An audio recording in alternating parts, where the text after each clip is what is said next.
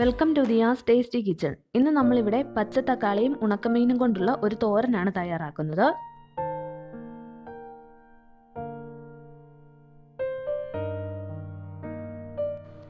അതിനായിട്ട് നമ്മൾ പച്ചത്തക്കാളി ചെറിയ കഷ്ണങ്ങളാക്കി അരിഞ്ഞു വെച്ചിട്ടുണ്ട്. ഉണക്കമീനും ചെറിയ കഷ്ണങ്ങളാക്കി മുറിച്ച് വെച്ചിട്ടുണ്ട്. ഞാനിവിടെ ആവോലി മീനാണ് എടുത്തിരിക്കുന്നത്.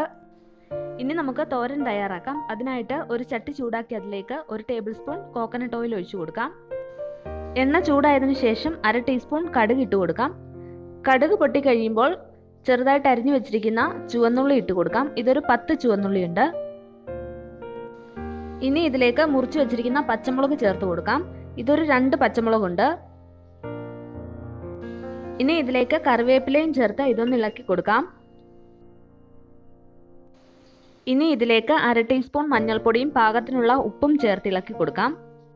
ഉണക്കമീനിൽ ഉപ്പുണ്ട്, അതുകൊണ്ട് വളരെ കുറച്ച് ഉപ്പ് ചേർത്താൽ മതിയാകും. ഇനി നമുക്ക് തേങ്ങ ചിരകിയതും ചേർത്ത് ഇളക്കാം. ഇത് നന്നായിട്ട് ഇളക്കി മിക്സ് ചെയ്ത് വെച്ചിട്ടുണ്ട്. ഇനി നമുക്കിതിലേക്ക് ഉണക്കമീൻ ചേർത്ത് കൊടുക്കാം. ഈ മീൻ വെട്ടി കഴുകിയതിന് ശേഷം 1/2 മണിക്കൂർ വെള്ളത്തിലിട്ട് വെച്ചിരുന്നതാണ്. മീനിന്റെ ഉപ്പ് കുറയാൻ വേണ്ടിയിട്ടാണ് നമ്മൾ വെള്ളത്തിലിട്ട് വെക്കുന്നത്. ഇനി ഇത് നന്നായിട്ടൊന്ന് ഇളക്കി കൊടുക്കാം.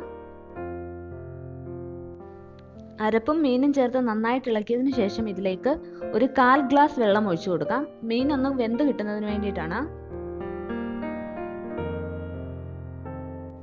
ഇനി ഇതൊന്ന് ഇളക്കി കൊടുത്തതിന് ശേഷം നമുക്ക് മൂടി വെക്കാം. സ്റ്റൗ ഒരു ലോ ഫ്ലെയിമിൽ ഇട്ടാൽ മതി. ഒരു 2 മിനിറ്റ് കഴിയുമ്പോൾ നമുക്ക് മൂടി തുറന്ന് ഇതൊന്ന് ഇളക്കി കൊടുക്കാം. അപ്പോൾ മീൻ പകുതി വെന്തിട്ടുണ്ടാവും. ഇത് നന്നായിട്ടൊന്ന് ഇളക്കി കൊടുത്തതിന് ശേഷം നമുക്കിതിലേക്ക് അരിഞ്ഞു വെച്ചിരിക്കുന്ന പച്ചത്തക്കാളി ചേർത്ത് കൊടുക്കാം.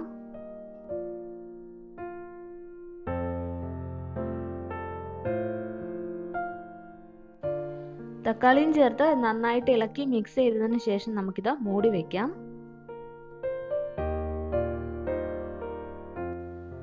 ഇടയ്ക്ക് മൂടി തുറന്ന് ഇതൊന്ന് ഇളക്കി കൊടുക്കണം. നമ്മുടെ തക്കാളിയും മീനും എല്ലാം വെന്ത് വന്നിട്ടുണ്ട്.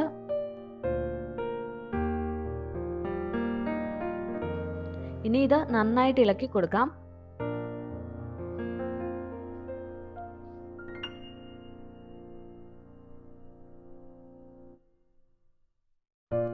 ഇനി സ്റ്റൗ ഒരു മീഡിയം ഫ്ലെയിമിലിട്ട് ഇത് നന്നായിട്ട് ഇളക്കി കൊടുക്കാം. ഇത് ഇങ്ങനെ തുറന്നു വെച്ച് ഇളക്കി കൊടുക്കുമ്പോൾ വെള്ളമുണ്ടെങ്കിൽ പെട്ടെന്ന് പറ്റിപ്പൊക്കോളും. നമ്മുടെ തോരന്റെ വെള്ളമൊക്കെ പറ്റിയിട്ടുണ്ട്. ഇനി നമുക്ക് സ്റ്റൗ ഓഫ് ചെയ്യാം. തക്കാളി ഉണക്കമീൻ തോരൻ റെഡി ആയിട്ടുണ്ട്.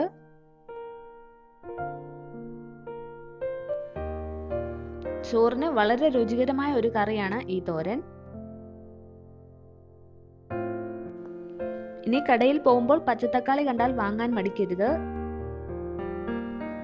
എല്ലാവരും ഈ റെസിപ്പി ട്രൈ ചെയ്ത് നോക്കണം.